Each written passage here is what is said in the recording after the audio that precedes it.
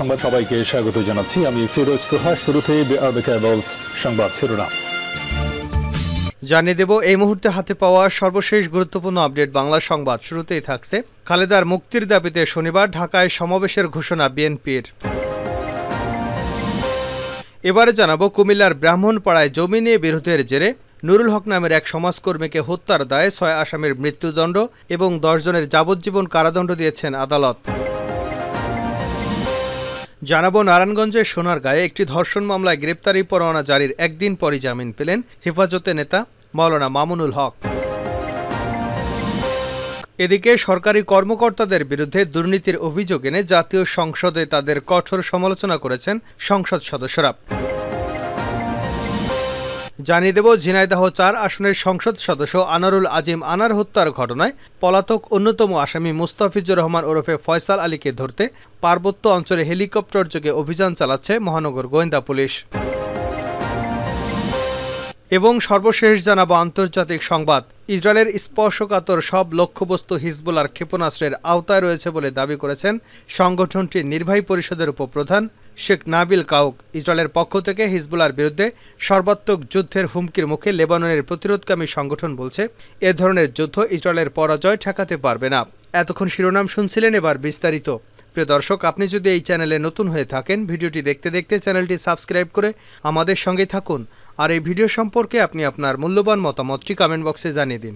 আর হ্যাঁ প্রিয় দর্শক, জানিয়ে দিন ভিডিওটি কোথা থেকে দেখছেন। খালেদার মুক্তির দাবিতে শনিবার ঢাকায় সমাবেশের ঘোষণা বিএনপির। বিএনপি চেয়ারপারসন খালেদা জিয়ার মুক্তির দাবিতে ২৯শে জুন নয়াপল্টনে সমাবেশ করার ঘোষণা দিয়েছে বিএনপি। এছাড়া আগামী ১ জুলাই মহানগরগুলো এবং ৩রা জুলাই দেশের সব জেলায় সমাবেশ করবে বিএনপি। বুধবার বিএনপির এক যৌথ সভা শেষে দলের মহাসচিব মির্জা ফখরুল ইসলাম আলমগীর প্রেস ব্রিফিংয়ে এসব কর্মসূচি ঘোষণা করেন। ঢাকার নয়াপল্টনে সকালে মির্জা ফখরুল ইসলামের সভাপতিত্বে দলটির এই যৌথ সভায় স্থায়ী কমিটির কয়েকজন সদস্য, কেন্দ্রীয় মহানগর কমিটির সম্পাদক মণ্ডলীয় সদস্যরা উপস্থিত ছিলেন। সমাবেশে কর্মসূচি ঘোষণা করে মির্জা ফখরুল বলেন, খালেদা জিয়া গুরুতর অসুস্থ, যে কোনো সময় তার জীবনহানি হতে পারে, কিন্তু আদালতের দোহাই দিয়ে তাকে উন্নত চিকিৎসার সুযোগ দেওয়া হচ্ছে না। সে কারণে তারা এখন রাজপথে কর্মসূচি দিয়েছেন। এদিকে গত শুক্রবার থেকে সাবেক প্রধানমন্ত্রী বেগম খালেদা জিয়া ঢাকার এভারকেয়ার হাসপাতালে চিকিৎসাধীন। ২ দিন আগে তার হৃদযন্ত্রে পেসমেকার বসানো হয়েছে। বিএনপি নেত্রীর ব্যক্তিগত চিকিৎসক এজেডিএম জাহিদ হোসেন জানান, খালেদা জিয়ার হৃদযন্ত্রে পেসমেকার ভালোভাবে কাজ করছে। এখন তাকে কেবিনে রেখে চিকিৎসকরা সার্বক্ষণিক চিকিৎসা দিচ্ছেন। শুক্রবার দিবাগত রাত ৩:৩০টার দিকে শারীরিক অবস্থার অবনতি হলে খালেদা জিয়াকে রাজধানীর এভারকেয়ার হাসপাতালে ভর্তি করা হয়। এরপর দ্রুত তাকে হাসপাতালের করোনারি কেয়ার ইউনিটে নেওয়া হয়। খালেদা জিয়ার হৃদরোগের সমস্যা আগে থেকেই ছিল। হার্টে ৩টি ব্লক ছিল, আগে একটা রিং পরানো ছিল। সবকিছু পর্যালোচনা করে বিদেশি চিকিৎসক ও মেডিকেল বোর্ডের পরামর্শে গত রোববার সাবেক প্রধানমন্ত্রীর হৃদযন্ত্রে স্থায়ী পেসমেকার বসানো হলো। সমাজকর্মী নুরুল হত্যায় ৬ জনের ফাঁসি, ১০ জনের যাবজ্জীবন। কুমিল্লার ব্রাহ্মণপাড়ায় জমি নিয়ে বিরোধের জেরে নুরুল হক নামে এক সমাজকর্মীকে হত্যার দায়ে ৬ আসামির মৃত্যুদণ্ড এবং ১০ আসামির যাবজ্জীবন কারাদণ্ড দিয়েছেন আদালত। বুধবার দুপুরে কুমিল্লার অতিরিক্ত জেলা ও দায়রা জজ চতুর্থ আদালতের বিচারক মোহাম্মদ জাহাঙ্গীর হোসেন এ রায় দেন। দণ্ডপ্রাপ্ত সবাইকে ৫০,০০০ টাকা করে জরিমানা করা হয়েছে। মামলার বাদী পক্ষের আইনজীবী মোহাম্মদ জাকির হোসেন জানান, নুরুল হক হত্যা মামলার এজাহারে মোট ২২ জন আসামি ছিলেন। পরবর্তীতে মামলার তদন্তকারী কর্মকর্তা ২০ জনকে অভিযুক্ত করে আদালতে চার্জশিট দাখিল করেন। রায়ের সময় ১১ জন আসামি আদালতে উপস্থিত ছিলেন। বাকি আসামি ৭ জন পলাতক রয়েছেন। মামলার বিচার চলাকালীন সময় ২ আসামি মৃত্যুবরণ করেছেন এবং অভিযোগ প্রমাণিত না হয় ২ জন খালাস পেয়েছেন। এ মামলায় মোট ৯ জন সাক্ষীর সাক্ষ্য গ্রহণ করা হয়েছে।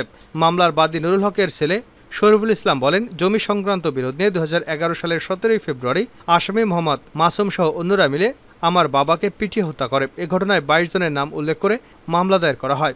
আদালত ৬ জনকে মৃত্যুদণ্ড দিয়েছে। এ রায় আমরা খুশি। গ্রেপ্তারি পরোয়ানা জারির পরদিন জামিন পেলেন মামুনুল হক। নারায়ণগঞ্জ সোনারগাঁর একটি ধর্ষণ মামলায় গ্রেপ্তারি পরোয়ানা জারির একদিন পর জামিন পেলেন হেফাজতের নেতা মাওলানা মামুনুল হক। বুধবার দুপুরে নারায়ণগঞ্জের নারী ও শিশু নির্যাতন দমন ট্রাইব্যুনালের বিচারক নাজমুল হক শ্যামলের আদালতে হাজির হয়ে জামিনের আবেদন করলে আদালত ১,০০০ টাকা বন্ডে তার জামিন মঞ্জুর করেন। এর আগে গতকাল মঙ্গলবার দুপুরে একই আদালত তার বিরুদ্ধে গ্রেপ্তারি পরোয়ানা জারি করেন। এর আগে পূর্ব নির্ধারিত শুনানির দিন ধার্য থাকলেও এদিন আদালতে অসুস্থতার কারণে উপস্থিত হতে না পারায় আইনজীবীর মাধ্যমে সময় প্রার্থনা করেন মামুনুল হক। আদালত সময়ের আবেদন নামঞ্জুর করে তার বিরুদ্ধে গ্রেপ্তারি পরোয়ানা জারি করেছিল। বিষয়টি নিশ্চিত করে নারায়ণগঞ্জের কোর্ট পুলিশের পরিদর্শক আব্দুর রশিদ জানান, মামুনুল হকের বিরুদ্ধে সোনারগাঁয়ে দায়েরকৃত ধর্ষণ মামলায় গতকাল পূর্ব নির্ধারিত শুনানির দিন ধার্য ছিল। তবে অসুস্থতার কারণ দেখে তিনি তার আইনজীবীদের মাধ্যমে সময় প্রার্থনা করে উপস্থিত হননি। আদালত আবেদন নামঞ্জুর করে তার বিরুদ্ধে গ্রেপ্তারি পরোয়ানার আদেশ জারি করেছিল। আজ আদালতে হাজির হয়ে জামিন আবেদন করলে আদালত ১,০০০ টাকার বন্ডে তার জামিন মঞ্জুর করেছেন। মামুনুল হকের আইনজীবী অ্যাডভোকেট ওমর ফারুক নয়ন জানান, মামুনুল হক অসুস্থ, তার অসুস্থতার কাগজপত্র সহ আমরা গতকাল আদালতের কাছে সময় প্রার্থনা করেছিলাম। এই অসুস্থতার জন্য তিনি হাজির হতে পারেননি। আদালত আমাদের আবেদন নামঞ্জুর করে তার বিরুদ্ধে গ্রেপ্তারি পরোয়ানা জারি করেছিল। আজ তিনি আদালতে উপস্থিত হয়ে জামিনের আবেদন করলে আদালত তা মঞ্জুর করেছেন। সরকারি কর্মকর্তাদের দুর্নীতি নিয়ে সংসদে ক্ষোভ। সরকারি কর্মকর্তাদের বিরুদ্ধে দুর্নীতির অভিযোগ এনে জাতীয় সংসদে তাদের কঠোর সমালোচনা করেছেন সংসদ সদস্যরা। তারা ক্ষোভ প্রকাশ করে বলেন, দুর্নীতি সরকারের সব অর্জন ম্লান করে দিয়েছে। সরকারি কর্মচারীদের দফায় দফায় বেতন বাড়ানো হচ্ছে, তাদের সুযোগ সুবিধা বৃদ্ধি করা হয়েছে, তারপরও কেন দুর্নীতি করবে? দুর্নীতির সঙ্গে সম্পৃক্ত না হলেও রাজনীতিবিদদের দুর্নীতির দায় নিতে হচ্ছে। আমরা সব পলিটিশিয়ানরা কি দুর্নীতি করি? আর ওনারা কিছু করে না। বাড়ি গাড়ি করে দেশে বিদেশে বেগম পাড়ায় সুইস ব্যাংকে টাকা রাখে। আজকে দোষ কিন্তু পলিটিশিয়ানদের। মঙ্গলবার ২০২৪-২৫ অর্থবছরের প্রস্তাবিত বাজেটের উপর আলোচনায় অংশ নিয়ে তারা এসব কথা বলেন। এ সময় তারা চাকরিতে নিয়োগের সময় হলফনামা বাধ্যতামূলক এবং প্রতি ৫ বছর পর বা পদোন্নতির সময় হলফনামা জমা দেওয়া বাধ্যতামূলক করার দাবি জানিয়েছেন। আলোচনায় অংশ নিয়ে আওয়ামী লীগের যুগ্ম সাধারণ সম্পাদক ও কুষ্টিয়া ২ আসনের সংসদ সদস্য মাহবুবুল আলম হানি বলেন, জিরো টলারেন্স নীতির পরেও দুর্নীতি দমন করতে পারেনি বা দুর্নীতি নিয়ন্ত্রণ করা যায়নি। আজকে বাজারে স্থিতিশীলতা দেখা যায়, দ্রব্যমূল্য বৃদ্ধি পায়, নিয়ন্ত্রণ কঠিন হয়। বাজার কখনো নিয়ন্ত্রণ করতে পারবেন না। যদি বাজারে দুর্নীতির অবাধ প্রবাহ থাকে, সেটি কখনো নিয়ন্ত্রণ করা যাবে না। মাহবুবুল আলম হানিপারও বলেন, এবার দুটি ঘটনা সারা দেশে আলোচিত হয়েছে। একটা গরুর দাম ১ কোটি টাকায় বিক্রি হয়েছে। এটা কারা কিনলো, কেন কিনলো? বৈধ উপায়ে আয় এটা কেনা সম্ভব নয়। অবৈধ উপায়ে যারা আয় করে তারা খামখেয়ালিভাবে এগুলো কিনতে পারে। একটা ছাগল ১৫ লাখ টাকা দিয়ে ক্রয় করা, এটা কি সম্ভব? এটা কারা করতে পারে? ইসরায়েলের স্পর্শকাতর সব লক্ষ্যবস্তু হিজবুল্লাহর ক্ষেপণাস্ত্রের আওতায়। ইসরায়েলের স্পর্শকাতর সব লক্ষ্যবস্তু হিজবুল্লাহর ক্ষেপণাস্ত্রের আওতায় রয়েছে বলে দাবি করেছেন সংগঠনটির নির্বাহী পরিষদের উপপ্রধান শেখ নাবিল কাউক। ইসরায়েলের পক্ষ থেকে হিজবুল্লাহর বিরুদ্ধে সর্বাত্মক যুদ্ধের হুমকির মুখে লেবাননের বিরোধকামী সংগঠন বলেছে, এ ধরনের যুদ্ধ ইসরায়েলের পরাজয় ঠেকাতে পারবে না। লেবাননের আরবি ভাষায় অনলাইন পত্রিকা আল নাসেরকে তিনি বলেন, লেবানন ইসরায়েলের জন্য এমন জায়গা হিসেবে কাজ করবে না যেখানে তারা তার পরাজয় ঠেকাতে পারে, বরং দেশটি ইহুদিবাদী শত্রুদের পরাজয়ের একটি ক্ষেত্র এবং দখলদারদের বিরুদ্ধে বিজয় এবং প্রতিরোধ স্থান হয়ে থাকবে।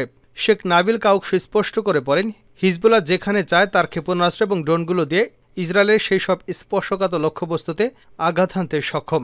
এদিকে হিজবুল্লাহকে নিয়ে কড়া বার্তা দিয়েছে যুক্তরাষ্ট্র। মঙ্গলবার পেন্টাগনে ইসরায়েলি প্রতিনিধি ইয়োব গ্যালেন্টের সাথে দেখা করেছেন মার্কিন প্রতিরক্ষা সচিব লয়েড অস্টিন।